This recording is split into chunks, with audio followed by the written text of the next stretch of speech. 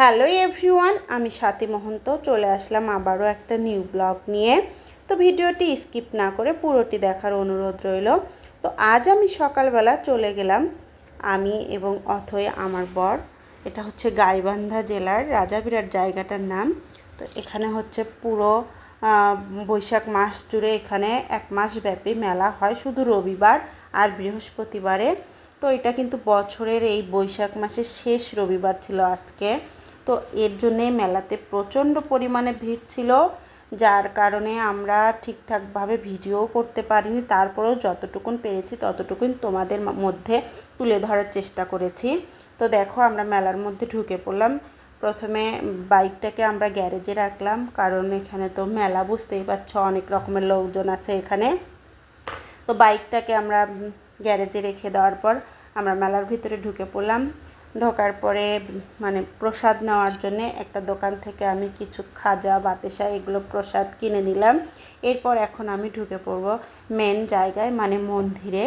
এই মন্দিরেই মেন সব কিছু। তো মন্দিরে ঢোকার আগে আমার হাজব্যান্ড বলল যে আগে পুকুর থেকে তুমি জল মাথায় দিয়ে আসো। এখানে সবাই বেশিরভাগ এসে চান করে, চান করার পর এই মন্দিরে ঢোকে। তো আমি তো এখানে চান করব না, তার কারণে আমি ওখানে ঢুকে শুধু জল একটু মাথায় দিয়ে চলে আসলাম সোজা মন্দিরের ভিতরে। এই দেখো, মন্দিরের ভিতরে আছে রাধা গোবিন্দের মূর্তি। তো এখানে প্রচণ্ড ভিড়, তার মধ্যেও ঠেলাঠেলি করে ঢুকে পড়লাম। পরে এখানে আমি ভোগ দিয়ে দিলাম। ভোগ দিয়ে দক্ষিণা দিয়ে এখানে প্রণাম করে ভক্তি ভরে সব কিছু করলাম। তেল সিঁদুর এখানে দিতে হয়। লোকেরা যা যা করছিল আমিও তাদেরকে দেখে দেখে অনুসরণ করে করে আমিও সব কিছুই করলাম, কারণ এর অনেক আগে আমি একবার গিয়েছিলাম। তো তখন কি করছিলাম আমার অত কিছু মনে নেই। এইবার আমি অনেক দিন পর গেলাম। তো এখন অনেক উন্নত হয়েছে এই জায়গাটা, অনেক ভালো হয়েছে সব কিছুই।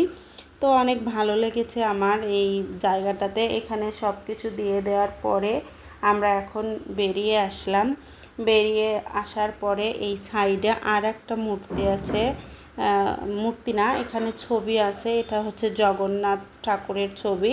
তো এখানে অনেকেই হচ্ছে চাল, তারপর ডাল, টাকা এগুলো দিচ্ছে। দেওয়ার পরে আমরা ওখানে টাকা, চাল ডাল কিছুটা দেওয়ার পরে আমরা মেলা থেকে একটু বাহিরের দিকে আসলাম। এটা হচ্ছে মেলার সাইডেই একটা বট গাছ। এই বট গাছে সবাই তেল সিঁদুর দিচ্ছে। এখানে গণেশ ঠাকুরের মূর্তি আছে, বাবা মহাদেবের ত্রিশূল আছে। তো এখানে সব কিছু তেল সিঁদুর মোমবাতি আগরবাতি সব কিছু ধরে দিলাম।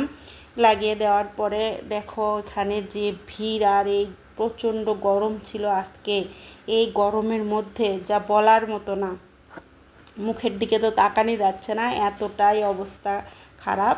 তো যাই হোক, এখানে সব নিয়মকানুন মেনে আমি চলে আসলাম আর এক সাইডে। মেলাটা মোটামুটি অনেক বড়ই এরিয়া, আর প্রচণ্ড ভিড় যা বলার মতো না। আর এই মেলার একটা মূল উদ্দেশ্য হলো এখানে সবাই এই বড় বড় মাটির হাঁড়িতে তোমার যে আতপ চালের করলা সিদ্ধ দিয়ে ভাত রান্না করে এখানে খায়, এটাই নাকি এখানকার নিয়ম।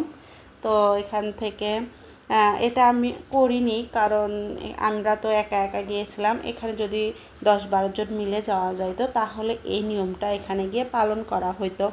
তো এইটা হচ্ছে রাজাবিরাটের মধ্যে সব রকমের মূর্তি আছে। ওইটা হচ্ছে বৃষ নামের এক ভগবানের অবতার, তার কিছুটা রূপ দেখালাম।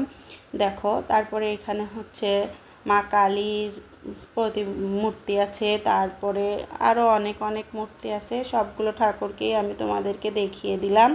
এরপর আমি চলে আসলাম আর এক সাইডে।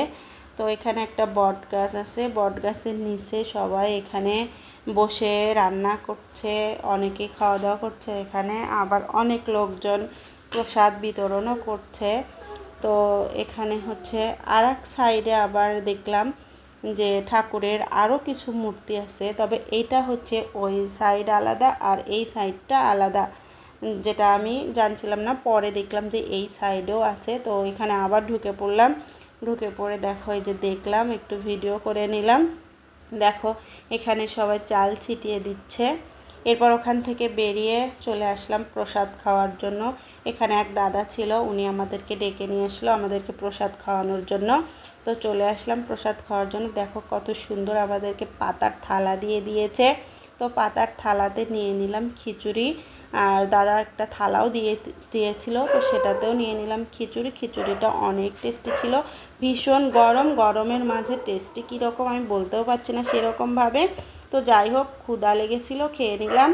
প্রসাদটা খাওয়া দাওয়ার পরে চলে আসলাম, এখন আমরা বাসার দিকে আসবো। তার মধ্যে অথৈ সোনা এতে একটা মাথার ক্যাপ কিনে নিল। তো কিনে নেওয়ার পরে আমরা মানে বের হয়ে চলে আসলাম।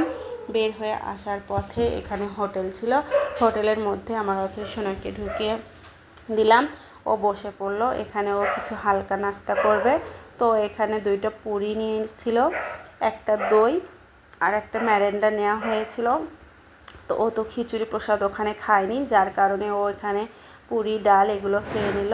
আর আমি খেয়ে নিলাম ম্যারেন্ডা এবং দই এবং ম্যারেন্ডাটা অনেক ভালো ছিল, টেস্টি লাগছিল খেতে। গরমের মাঝে ঠান্ডা ঠান্ডা জিনিস খেতে ভীষণ ভালো লাগে। এরপর আমরা বেরিয়ে পড়লাম বাসায় আসার উদ্দেশ্যে। তো চলে আসলাম, আসার পথেই দেখলাম সলপের একটা দোকান, মানে সলপের দোকান থেকে এই ভাইয়াটা এরকম করে এই ঘোলগুলো নিয়ে রাস্তায় বিক্রি করে। যাই হোক, তো আমার হাজব্যান্ড দেখে এই দোকানটাকে থামায়। আমি ভাবলাম যে এর মধ্যে কি আছে, তো দেখলাম যে সেই সলপের বিখ্যাত মাঠা ঘোল, যেটা আমি তোমাদেরকে এর আগেও ভিডিওতে দেখাইছিলাম।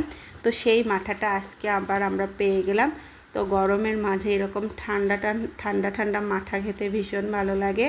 তো মাঠাটা খেয়ে নিলাম, অনেক ভালো লেগেছিল। তো এই তো আমরা এরপর শেষে আমরা বাসায় চলে আসলাম। ধন্যবাদ।